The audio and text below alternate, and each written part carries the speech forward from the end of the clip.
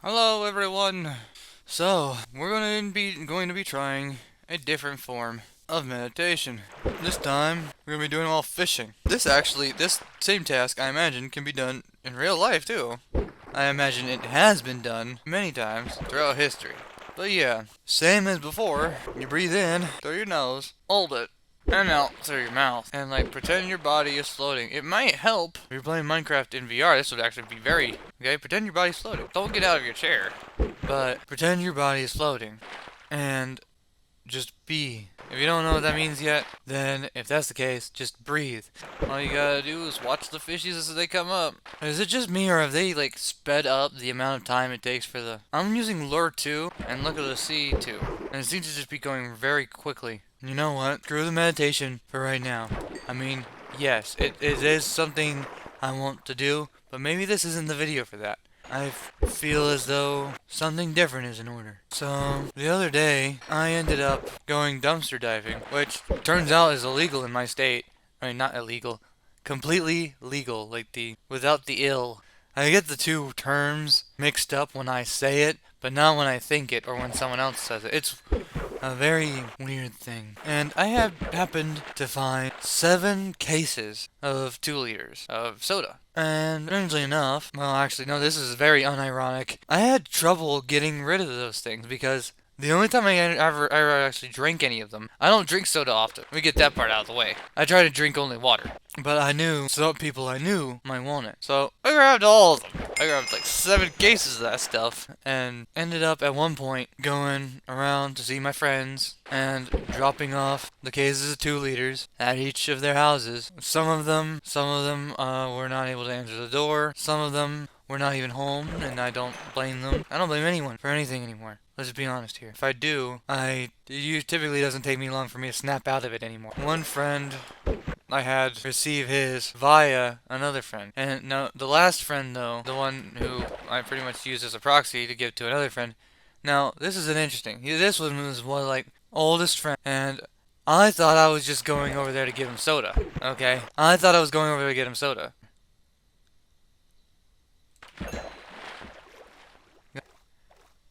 To give him. Oh dang! You see how? Did you see how far those boots just slung themselves? Holy crap! I slung them boots like.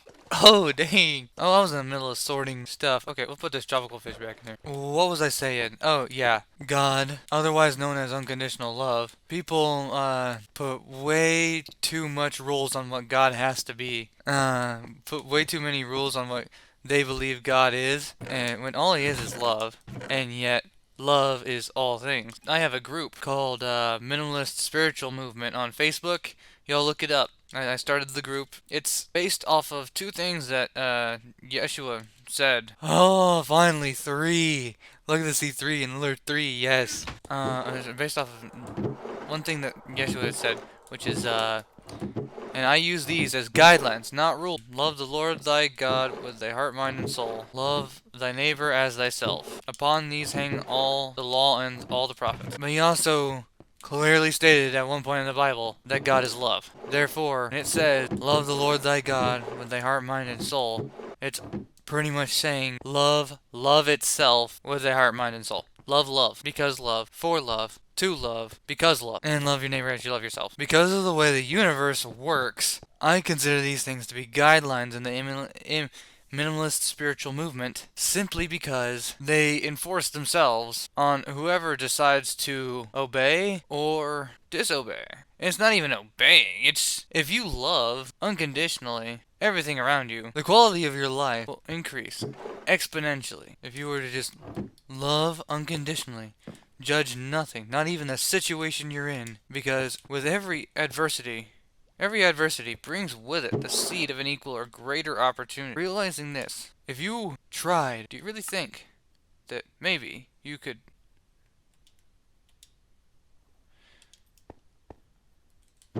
Oh man. Oh man. Okay. Alright, I'll make another one. That's fine. I got like what? I got this that I can combine with this, and then this can be like the setup If I get just Silk Touch and just Fortune 3, those pickaxes over there will be set in stone. I mean, already halfway there. Ooh, okay. Oh, I see ya. Okay, where am I gonna put this stuff anyway? Okay, I'm just gonna put weapons. Actually, I'm putting fishing rods in the weapons category. Reason why I say that is it's always nice to have a fishing rod on you in cave. You want to kind of divide a creeper from amongst a group of zombies. Yeah, or grab a skeleton from the distance and close the gap between you and him if you somehow run out of arrows or never had any to begin with. Love the Lord thy God with thy heart, mind, and soul, meaning love itself, not an old guy with a beard sitting on a cloud shooting lightning bolts at people he doesn't approve of and rainbows at people he approves of. I know deep down that if God really is love, and he is, that there is no way that even if he is the only one with the right to judge, that he still refuses to do it. Judgment is the byproduct of the fruit of the knowledge of good and evil. So if we just cast aside all our judgments, you know what's going to happen? Well, we're going to have a pretty blissful life because we're sitting here enjoying all of it regardless of what's happening. Most people nowadays will just put a label on anyone who enjoys themselves as absolutely, utterly insane, crazy. And would you rather be sane? Would you rather be a sheep in the herd of society, or would you rather be happy? And the only reason you're saying these things about people that are happy is because you're jealous and you're trying to justify your smallness, your self-imposed smallness. See, you're made in God's image, so you cannot control how big you are, but you can control how small you are by limiting yourself. You are infinitely big by your beliefs that you have accumulated over the years. Everything anyone has ever taught you led you to believe that you're not worthy of love, or you have to do something to earn love. In your subconscious, okay, with everyone you meet, you have somewhat of a contract, and these things are completely invisible and are not tangible in the physical realm. Okay, they only exist in the subconscious, but they are part of they're a part of our mental connection with those around us. And we create these contracts, and if we fulfill these contracts, we subconsciously believe that fulfilling our end of the bargain on these contracts with each other is what makes us deserving of love. Okay, just imagine if you may actually say one thing here, but do the exact opposite when it actually happens. But let's just say for a minute, you have a husband or wife who you had been married to 10 years, and he goes and kills somebody. Your spouse goes and kills somebody, okay? I'm not going to go off on the reason. Odds are, you would think that person not worthy of love. Or you'd say, oh, it depends on the reason. Well, you know what? Guess what? If it depends on the reason, then there are reasons out there that you'd think if your spouse killed somebody, or even your brother, father, mother, fill in the blank, is not deserving of love. When you say that about someone else, or when you believe that about someone else, you believe it about yourself. Why? Because at the end of the day, we all share the same spirit, love. And what happens if we love, for some odd reason, believe that we are not deserving of love? What happens?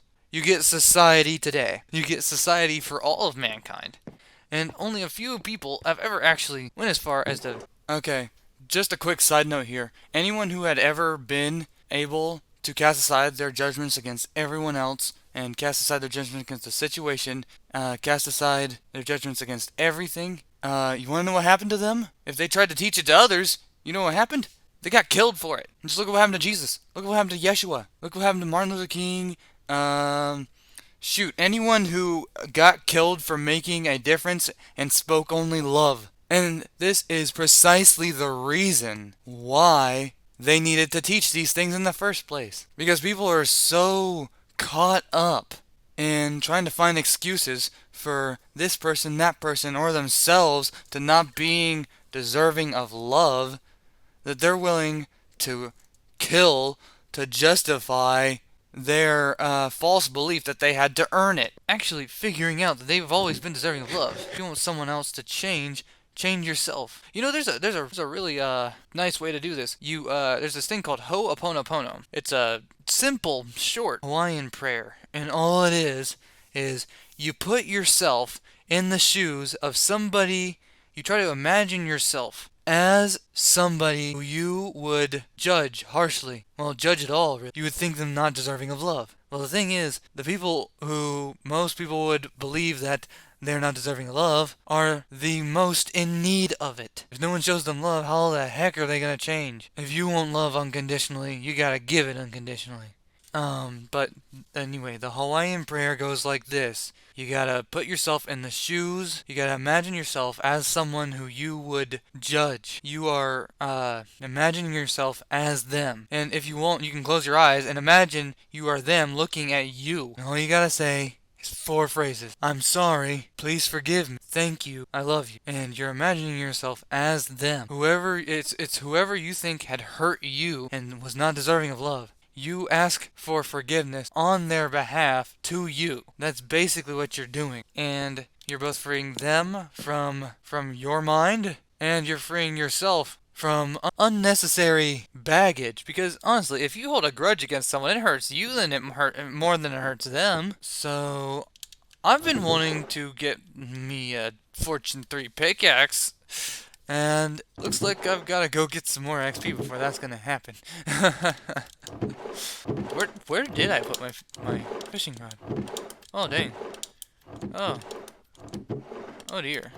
Where is my fishing rod? Fishing rod. Oh, dear. Where's it at? Oh, there it is. Okay. Let's go ahead and put this thing up here. I'm going to just keep that in the top left corner. Yeah, this is all gonna be one video, by the way. A little bit of wisdom here and there, a little bit of fun here and there, and I might just spout some inspiration too in there. Oh no! Oh no! No! No! No! No!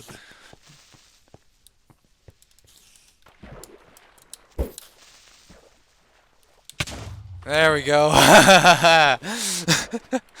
Awesome. I said, you know what? Hey, come on in the water. You know how I defeated that creeper? I invited him into the water with me. it's that's it. It doesn't exactly work how I just did it, but you know how it's like you kill more flies with honey than vinegar. Ever heard of that saying? You'll really enjoy. Oh, me and a buddy of mine were on earlier, and we had skeleton horses. Oh, looks like he's still over there. Okay, sweet. Yeah, skeleton trap horses spawned. 4 of them. One of the horses died. We were trying to shoot the skeleton horses. There we go. How big is Oh, okay, sweet. All right. As I was saying though, we got these skeleton horses, and they were a pain in the butt trying to get them.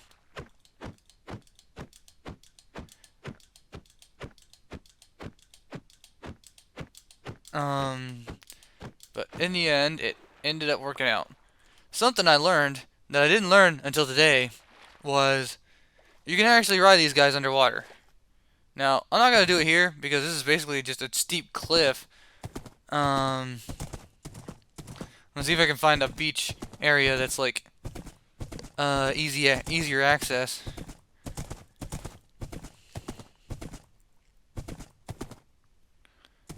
I'm just gonna put right here.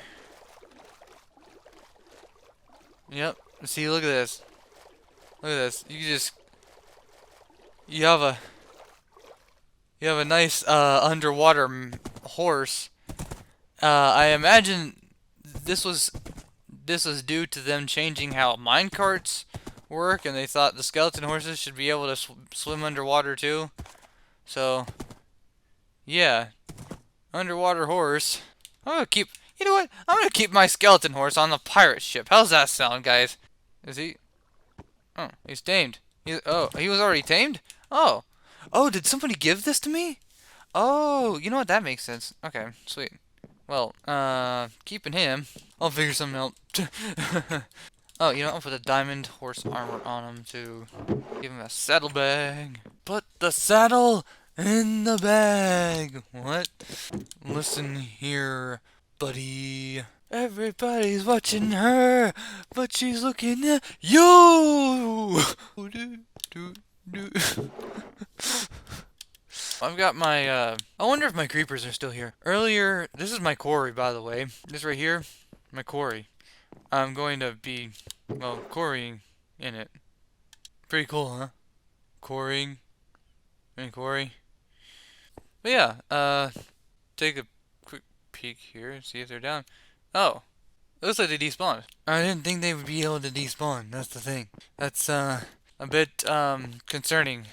Is it not gonna grow? Like, I'm beginning to wonder why it's not just spreading around. Maybe it's supposed to only do that in the darkness. Whee! Hey, I'm on a boat.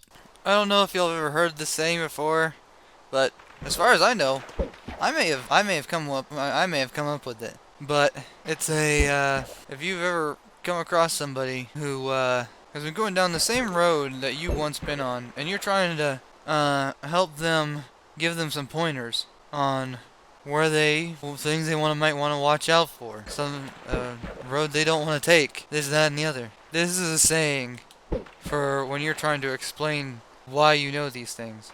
Just say, I don't read minds, I just know the signs. You've been there, you done that, and you're no longer about that. It's about you. It happened for you, not to you, but for you. That challenge was put in your way for you to overcome it. Now, you may be wondering, what the heck is he talking about? Well, it could be literally anything. Any tough challenge you faced in your life that you came out of. You said, no more, I'm fixing this, and you fixed it. Now, there's really only two ways that you can get success in your life. Either you get sick and tired of getting sick and tired. You get really sick and tired of just letting everyone else or everything else push you around. Because how come it's your life if you're not the one meant to experience it? It's your life, why are you handing it to others? It's your life, why are you handing it to others before even bothering to help yourself? The most selfish thing you could do is not take care of yourself first. Otherwise, how the heck is anyone else who needs help going to get the help from you when they really need it? You're not gonna be prepared. If you don't take care of yourself, you're gonna be depending on everyone else to do it for you. Imagine this. You're stuck on an island. You're stuck on an island with somebody else. Well, the other guy fell off a cliff and broke all his limbs. If he has more than 4, so be it.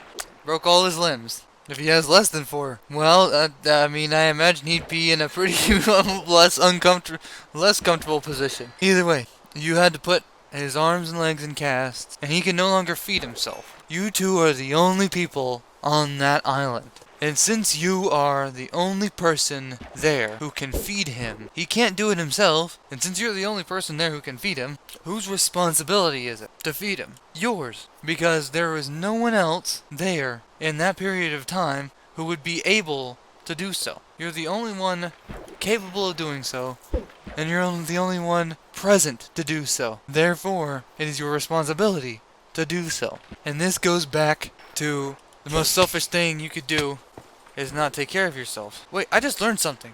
Holy crap. Did y'all see that? Okay, I'll continue with this while I do that, but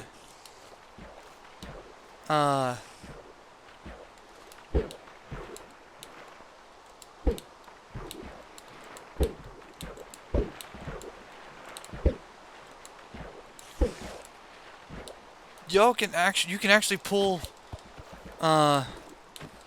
monsters out of your boat with a fishing rod. I didn't know that. But as I was saying, it's your responsibility to feed the guy who's strapped with you on an island and cannot feed himself. It's your responsibility. Because no one else can do it. Because they're not there. So what do you think you would do?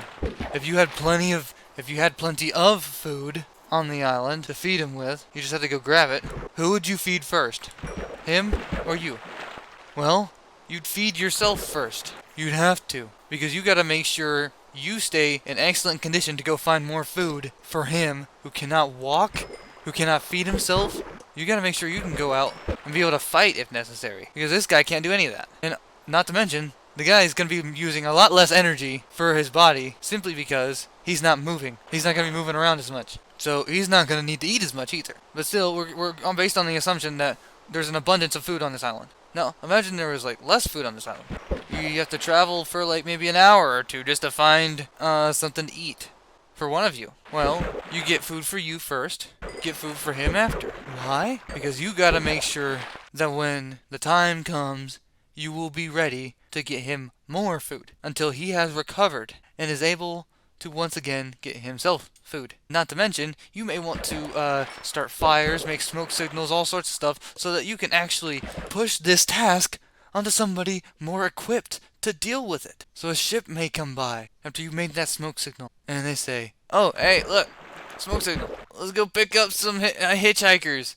And they see you got a dude who got 4 limbs broken. And it's like, all right, we got this. We'll send them. We'll call up a medivac or something. Bottom line, the most selfish thing you can do is not take care of yourself. Well, that was a conversation we've had today, isn't it?